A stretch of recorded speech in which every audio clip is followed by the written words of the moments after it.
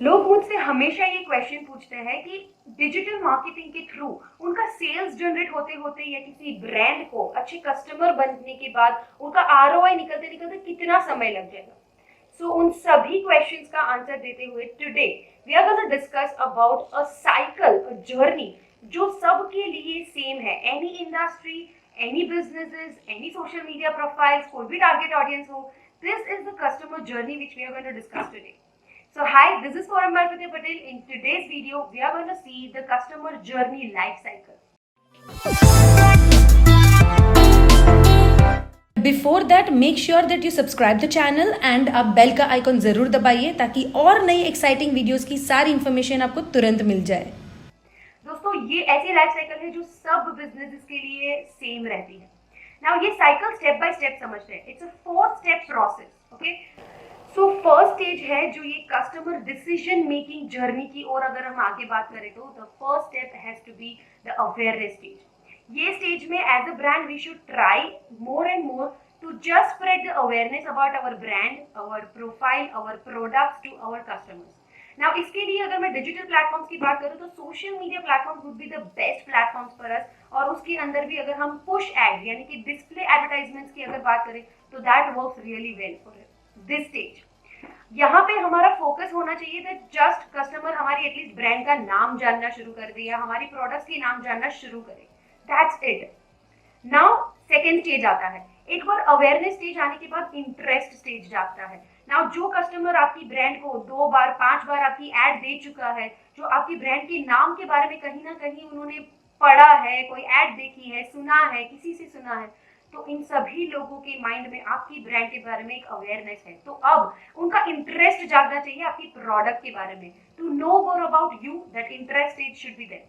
ऐसे टाइम पे we should try more interesting और ऐसा वैल्यूएबल कंटेंट जनरेट करने की कोशिश करो कि जो आपके कस्टमर को आपके साथ एंगेज करके रखे। जो आपका पोटेंशियल लीड है वो क्यों आपके पास आएगा, there has to be a comparison stage in this stage right now. But ये इंटरेस्ट जगाएंगे कैसे?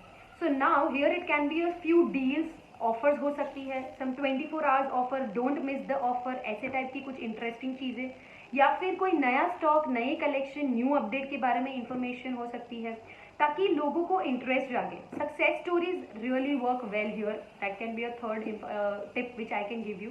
सो सक्सेस स्टोरीज भी बहुत काम लगती है। इन्फ्लुएंस मार्केटिंग बहुत काम लगता है क्योंकि जितना ज़्यादा लोग आपकी ब्रांड के बारे में बोलेंगे तो दूसरे लोग उसको उसको देख के, उसको पढ़ के, आपकी ब्रांड के बारे में सुन के दूसरों से अपने अंदर एक इंटरेस्ट जगाएंगे। So now this interest stage के ऊपर ये सारी चीज़ें आप कर सकते हो। Third stage, okay, customer decision making journey का ये थर्ड स्टेज बहुत इंपॉर्टेंट है, दैट इज डिजायर। लोगों के अंदर इच्छा जागनी चाहिए आपके ब्रांड के साथ जुड़ने के लिए। Now here at this stage guys, as a marketing we should more focus on the value addition what we are doing in someone's life. हम ऐसी क्या एक्स्ट्रा चीजें कर रहे हैं, एक एग्जाम्पल से समझते हैं। Like why desire for Zara brand is always there in youth और may be in females.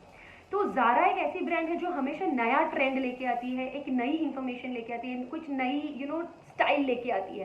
So that is why people love that. लोगों के माइंड में उनके लिए एक डिज़ायर होती है कि मैं ज़ारा के कपड़े पहनूं, एंड जब वो ज़ारा एक ब्रांड के तौर पे आप कपड़े भी पहनते हो तो you get that satisfaction, you get that branding feeling कि आपने एक ब्रांडेड कपड़े पहने हैं, एक प्राउड फीलिंग आती है। So this is how you can create this desire stage.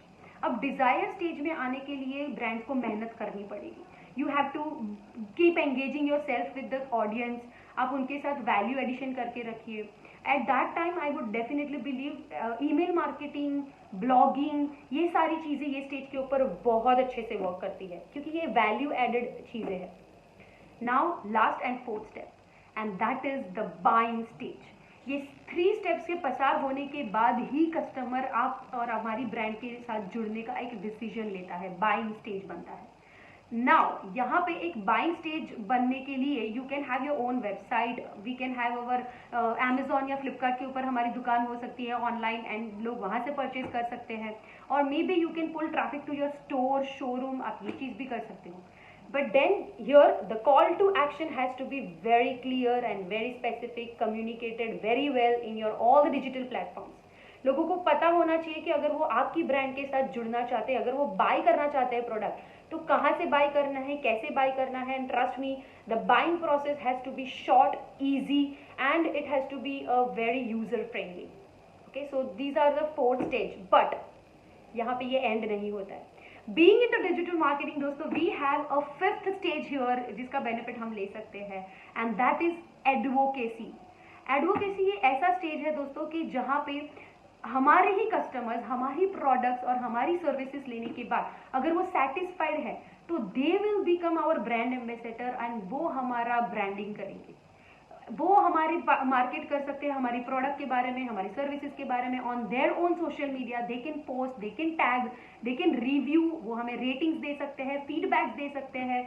हमारी वेबसाइट के ऊपर हो सकता है, लिंक्डइन के ऊपर हो सकता है, गूगल के रिव्यू हो सकते हैं, फेसबुक के अंदर रिकमेंडेशन हो सकता है, और ये सारी चीज़ें पॉसिबल है. और may be lastly video testimonial या फिर आपके वेबसाइट के ऊपर फीडबैक देना, वीडियो टेस्टिमोनियल देना, ये सारी चीज़ें पॉसिबल.